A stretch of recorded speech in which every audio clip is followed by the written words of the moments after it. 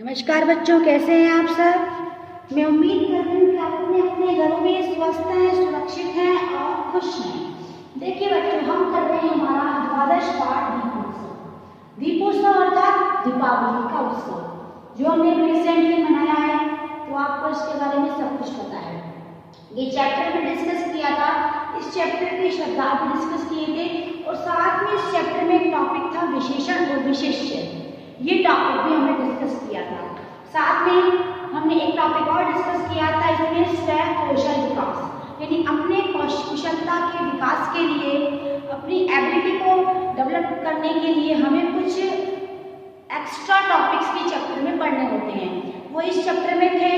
इसमें यह था कि दीपावली पर लोगों को कौन कौन से कार्य करने चाहिए और कौन कौन से कार्य नहीं करने चाहिए।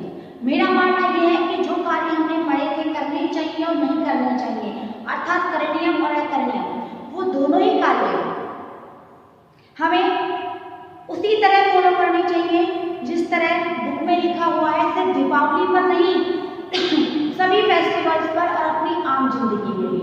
क्यों? क्योंकि करने योग्य कार्य हमेशा करने चाहिए और नहीं करने योग्य कार्य कभी भी नहीं करने चाहिए। इसके अलावा इसमें एक टॉपिक ये भी था कि जो हमारे उत्सव होते हैं वो दो प्रकार के होते हैं, सामाजिक और धार्मिक उत्सव और इसके अलावा राष्ट्रीय उत्सव। राष्ट्रीय उत्सव जो होते हैं वो आप जानते हैं, जो पूरे राष्ट्र में मनाए जाते हैं। जैसे हमारे यहाँ है 3, इंडिपेंडेंस डे, रिपब्लिक डे और गांधी जयंती, अर्थात स्वतंत्रता दिवस, गणतंत्र दिवस और गांधी जयंती।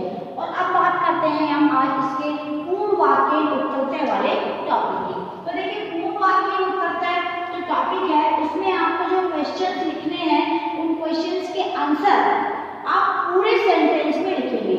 संस्कृत में जो 3 प्रकार के क्वेश्चंस होते हैं, सदैव वही प्रकार के क्वेश्चन आते हैं। पहला होता है एक पद उत्तरतः, दूसरा टाइप होता है पूर्ण वाक्य उत्तरतः और तीसरा टाइप होता है कि आपको कुछ इंस्ट्रक्शंस दिए होते हैं, उन इंस्ट्रक्शंस को फॉलो करते हुए आपको क्वेश्चंस के आंसर देने होते हैं, जो 99% अर्थात मोस्टली ग्रामेटिकल पार्ट के होते हैं। तो देखिए, एक पद उत्तरतः वाला टॉपिक इसमें नहीं है, तो हम करते हैं इसका पूर्ण वाक्य उत्तरतः, अर्थात पूरे वाक्य में उत्तर देना है। तो देखिए, पहला क्वेश्चन है सौम्यस्य माता किम पचती। सौम्य की माता क्या बना रही थी। तो हमने चैप्टर पढ़ा था, इसमें लिखा हुआ था सौम्यस्य माता, यस्य माता व्यंजनानि पचती।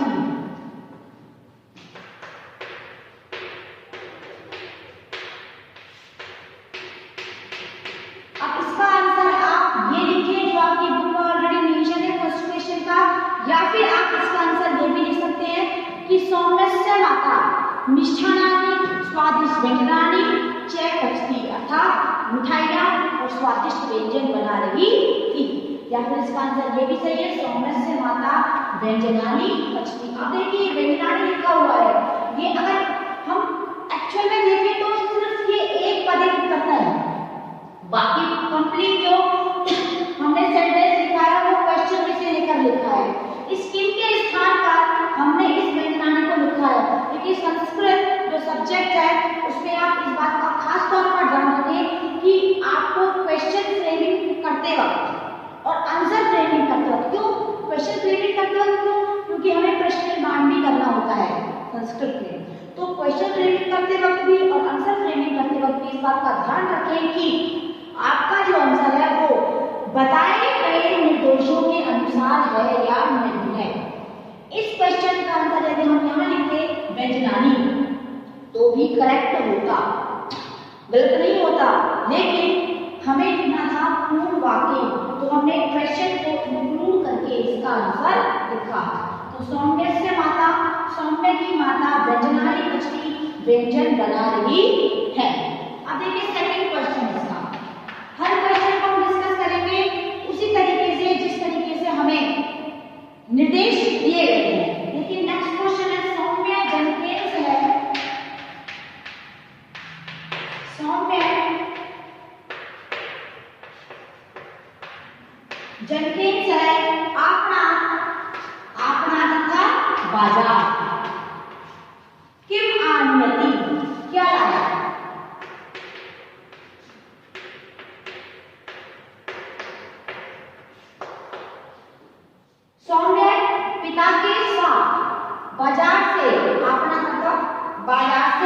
क्या लाया।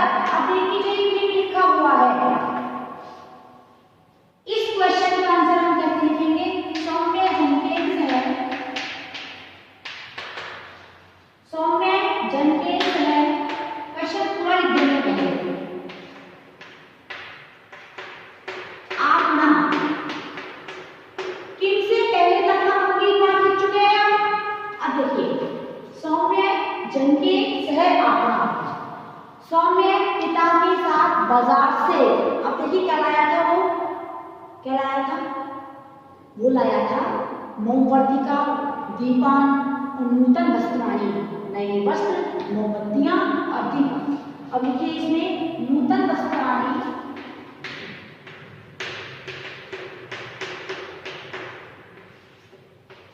मोमवर्तिका,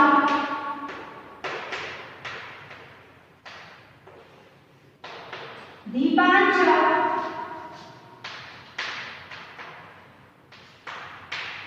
और साथ ही ये लिखेंगे आनयति।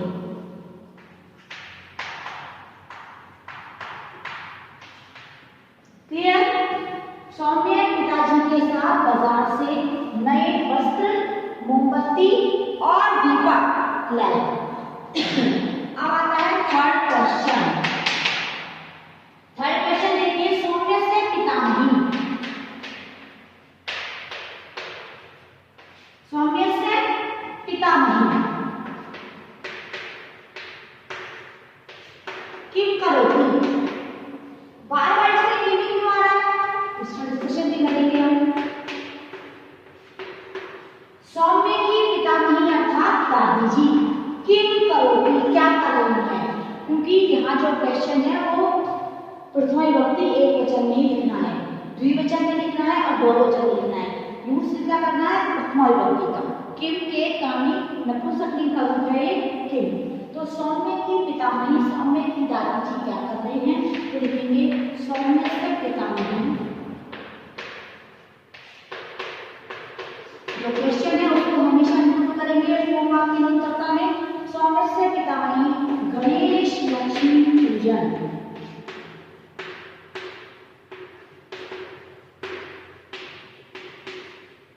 गणेश लक्ष्मी पूजनाय व्यवस्थां करोति। सौम्य की दादी जी क्या कर रही हैं, गणेश लक्ष्मी पूजन की व्यवस्था कर रही हैं। क्वेश्चन नंबर 4 देखिए, तीनों क्वेश्चनों के आंसर आपको अच्छे से याद होने चाहिए, क्योंकि जो टॉपिक हम डिस्कस कर रहे हैं वो टॉपिक क्या है, वो टॉपिक है कि संस्कृत में क्वेश्चन से आंसर और आंसर से क्वेश्चंस की फ्रेमिंग कैसे करते हैं। अब यहाँ जो मैंने अंडरलाइन किया है वो सब क्या है, वो आंसर है, और बाकी जो हमने रिमेनिंग पार्ट है इस स्टेज लाइन का वो क्या है, क्वेश्चन है, और हमने क्वेश्चन का पार्ट ही आंसर में इंक्लूड किया है। ठीक है। अब देखिए फोर्थ क्वेश्चन, इस फोर्थ का नाम विषाक्ते धूमे,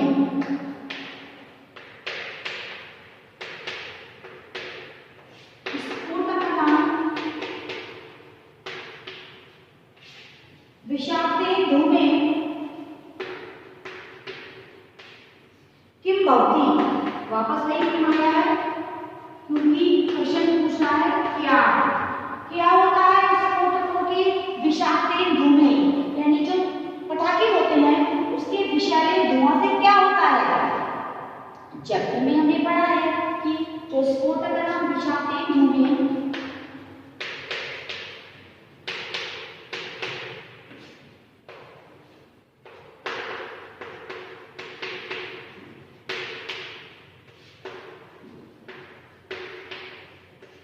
क्या होता है, धूमें से देखिए वातावरण प्रदूषित होती,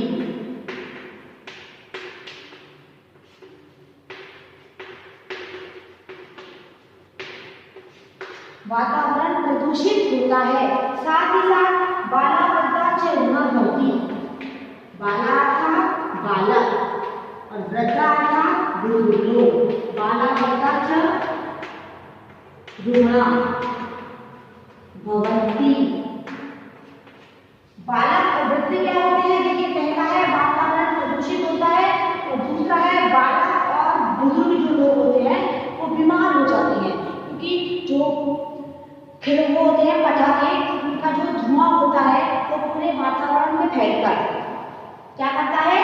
वातावरण को प्रदूषित करता है, जिसे सांस लेने में कठिनाई होती है। तो जो छोटे और बुजुर्ग लोग होते हैं जिनका इम्यूनिटी सिस्टम थोड़ा वीक होता है, वो क्या होते हैं, बीमार हो जाते हैं। आपको पता है कि आज का जो टाइम है जिसमें कोरोना महामारी से हम सब जूझ रहे हैं, हम सब परेशान हैं उसकी वजह से। आप भी परेशान हैं, हम भी परेशान हैं, ऑलमोस्ट नहीं, सभी लोग परेशान हैं। तो जब दीपावली आई थी तब हमारे माननीय मुख्यमंत्री जी ने लोगों से आग्रह किया था कि वो कृपया करके क्या ना करें, पटाखे ना चलाएं, क्योंकि पटाखे क्या होते हैं, धुआं फैलाते हैं और धुआं से क्या होता है, वातावरण प्रदूषित होता है। वैसे ही जो कोरोना है उसकी वजह से काफ़ी सारे परेशानियां हम झेल रहे हैं, कुछ झेल चुके हैं, कुछ झेल रहे हैं और शायद भविष्य में पता नहीं कब तक, जब तक इसकी वैक्सीन ना आ जाती है, जब तक इसका कोई ट्रीटमेंट नहीं हो जाता सॉलिड, तब तक हम इससे जूझते ही रहेंगे। तो इसकी वजह से और लोगों ने उनका साथ दिया और लोगों ने पटाखे नहीं जलाए। ऐसा नहीं है जलाए, लेकिन सिर्फ कुछ प्रतिशत, जैसे मान लीजिए आप 10% लोगों ने पटाखे जलाए, तो 90% जो लोगों ने सबका साथ दिया, सबके स्वास्थ्य के बारे में सोचा, उनके लिए हमारे माननीय मुख्यमंत्री जी ने सभी का धन्यवाद दिया। तो आप समझ रहे हैं कि कितना खतरनाक होता है पटाखे चलाना। चलिए अब करते हैं नेक्स्ट क्वेश्चन। इसका नेक्स्ट क्वेश्चन है बच्चों, बस इसके 4 ही क्वेश्चन हैं। चलिए ये 4 क्वेश्चन किए हैं, इसका नेक्स्ट क्वेश्चन हम करते हैं। कौन सा है, देखिए नेक्स्ट क्वेश्चन है प्रश्न निर्माण पूर्व। और प्रश्न निर्माण पूर्व जो क्वेश्चन है उसको हम देखते हैं एक बार। तो देखिए बच्चों, पहला क्वेश्चन जो है आपको यहाँ बॉक्स में, सबसे पहले बॉक्स में कुछ किम सर्वनाम शब्दों के शब्द दिए गए हैं। वैसे दिए नहीं जाते हैं, लेकिन अभी आप स्टार्टिंग कर रहे हैं बनाने की, सीख रहे हैं, तो आपकी हेल्प के लिए दिए गए हैं। हम इनकी सहायता से हमारे प्रश्न निर्माण करेंगे। देखिए पहला शब्द है केन, दूसरा शब्द है पुत्र, तीसरा है केक, फोर्थ कानी, और ये हमारा किम, जिससे हम अब तक अच्छे से जान चुके हैं। अब देखिए केन का अर्थ होता है किससे, केन का अर्थ क्या होता है, किससे। किम जो शब्द रूप है वो तीनों लिंगों में चलते हैं बच्चों, स्त्रीलिंग में, पुल्लिंग में और नपुंसकलिंग में। पुल्लिंग में किम के शब्दों पर कै, कौ, के, कम, कौ, काम, केन, काव्यम, कई, इस तरह पुल्लिंग अपने वक्ति तक। स्त्रीलिंग में भी होते हैं का, के, का, काम, के, काम, तो वो होते हैं स्त्रीलिंग के शब्द, सप्तमी तक चलते हैं। और नपुंसकलिंग में होता है किम के कानी, किम के कानी, और तृतीय विभक्ति से वो शब्द रूप चलते हैं। पुल्लिंग के जो होते हैं केन, काव्यम, कई, अस्मिन्, काव्यम, दिव्य, उसी प्रकार चलते हैं जिसके रूप नपुंसकलिंग के। इन नपुंसकलिंग के जितने भी रूप होते हैं, चाहे वो सर्वनाम शब्द रूप हो, चाहे वो संज्ञा शब्द रूप हो, तृतीय विभक्ति से पुल्लिंग के समान ही चलते हैं। ये बात समझ में आ गई। अब देखिए केन का अर्थ होता है किससे। पुत्र हमेशा लगाते हैं जब हमें किसी स्थान के बारे में पता करना हो, किसी भी स्थान के बारे में, किसी प्लेस के लिए, जैसे हम वेयर लगाते हैं ना, वेयर इंग्लिश में वेयर, तो यहाँ पर हम पुत्र लगाते हैं। हमें जब किसी समय के बारे में पता करना हो तो संस्कृत में हम लगाते हैं कदा, इंग्लिश में आप लगाते हैं वैन, संस्कृत में हम लगाते हैं कदा। के का अर्थ होता है बहुवचन है, प्रथमा और द्वितीया, किसने और किसको बहुवचन में। कानी प्रथमा और द्वितीया का बहुवचन है नपुंसकलिंग का। और किम का अर्थ होता है क्या। अब हम एक एक क्वेश्चन को बनाते हैं आंसर को देखकर। देखिए पहला आंसर है माता व्यंजनानि पचती। अब देखिए संस्कृत में हमेशा याद रखिए कि आपको डार्क कलर में कोई शब्द मिलेगा या अंडरलाइन कोई शब्द मिलेगा, आपको उसकी हेल्प से क्वेश्चन बनाना होता है। हमेशा याद रखिए कि जिस शब्द से आप क्वेश्चन बनाएंगे उसके लिंग, विभक्ति और वचन का आपको ज्ञान होना चाहिए। जब आपको उस पर्टिकुलर शब्द के लिंग, विभक्ति, वचन वचन का पता होगा तभी आप किम के उसी लिंग विभक्ति वचन को लगाकर उस क्वेश्चन को बना सकते हैं। समझ में आई मेरी बात कि प्रश्न निर्माण करें चाहे उत्तर निर्माण करें, दोनों में आपको उस पर्टिकुलर शब्द का लिंग विभक्ति वचन पता होना चाहिए, क्वेश्चन फ्रेमिंग में भी और आंसर फ्रेमिंग में भी। अब हम क्वेश्चन फ्रेमिंग कर रहे हैं तो देखिए माता का तो हम माता लिख देंगे, पछती का हम पछती लिख देंगे। अब जब आप क्वेश्चन बना रहे हैं तो यहाँ क्वेश्चन मार्क लगाते हैं, जैसे कि आप लगाते हैं। क्लियर? अब देखिए इस शब्द से आपको क्वेश्चन बनाना है तो देखिए व्यंजनानि क्या है, मैंने बताया था प्रथमा और द्वितीया नपुंसकलिंग का बहुवचन। तो प्रथमा और द्वितीया नपुंसकलिंग का बहुवचन क्या होता है? किम, के और कानि। क्या होता है? किम, के और कानि। तो देखिए यहाँ पर कानि दिख रहा है आपको, ये देखिए व्यंजनानि और ये देखिए कानि। तो ये बन गया हमारा क्वेश्चन। क्लियर मेरी बात? अब देखिए सेकंड क्वेश्चन बनाते हैं। सेकंड है सौम्य आपनाम गच्छति। सौम्य आपनाम गच्छति। अब इसको अंडरलाइन कर दिया मैंने यहाँ पे और ये कर दिया पूर्ण विराम। अब इससे क्वेश्चन बनाएंगे तो सौम्य का सौम्य लिख देंगे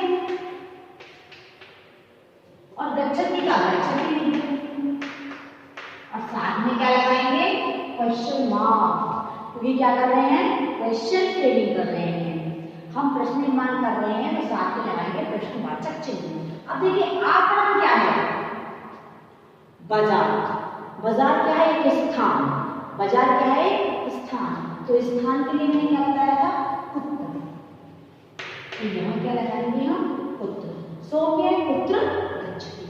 समझ में आ रही मेरी बात? यदि आप समय के बारे में पूछा जाता तो हम क्या लगाते? कदा। अब देखिए थर्ड क्वेश्चन। थर्ड है हमारा श्रेया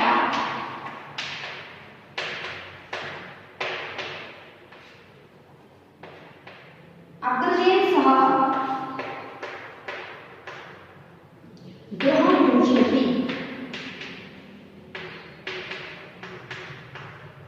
पूर्ण विराम। अब देखिए अग्रजेन क्या है? अंडरलाइन शब्द। तो बाकी तो अपने देखते हैं, अग्रजेन की जगह छोड़ देते हैं।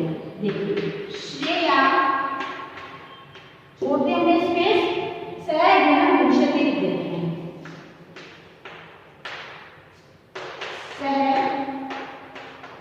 गृहं भूषयति। अब क्वेश्चन का जरूर लगाना क्योंकि क्वेश्चन बना रहे हैं, कहीं भूल जाए तो भूल जाए। अब देखिए अग्रजेन क्या है? अग्रजेन यानी बड़े भाई के साथ या बड़े भाई से। के साथ और से में आती है हमेशा तृतीया विभक्ति। और अग्रज कौन है? पुल्लिंग है। पुल्लिंग का तृतीया एकवचन।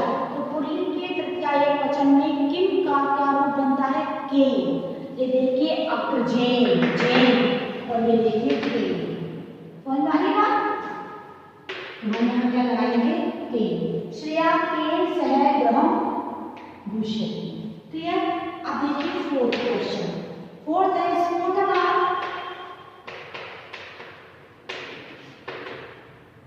हानिकारक होती। हानिकारक भवती नहीं भवती भवती। तो ये स्फोटक को हमने अंडरलाइन कर दिया। अब देखिए स्फोटक हानिकारक भवती। अब हानिकारक भवती तो लिख देते हैं पहले। ये मैं इसलिए लिख रही हूँ, पता है पहले क्यों लिख रही हूँ? क्योंकि कुछ बच्चों को इतना समझाने के बावजूद भी वो क्वेश्चन फ्रेमिंग नहीं कर पाते हैं। तो नहीं कर पाते हैं तो एटलीस्ट इतना तो लिखें, क्वेश्चन मार्क बनाए और आंसर का जो पार्ट है वो तो लिखें। क्वेश्चन के पार्ट को तो हम समझ के लिखेंगे, समझ में नहीं आएगा तो हम कोशिश करेंगे, लेकिन कम से कम इतना तो लिखें। समझ में आ रही है? अब देखिए स्फोटक का क्या है? पटाखे। और का मतलब बहुवचन में है। स्फोटक पटाखे और बहुवचन में। पटाखे किस कौन हानिकारक होता है? पटाखे कौन? कर्ता। कर्ता कौन? स्फोटक। तो यहाँ पर क्या आएगा? के।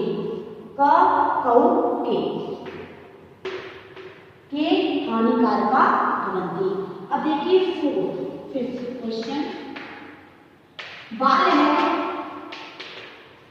नूतन वस्त्रम धार्यते।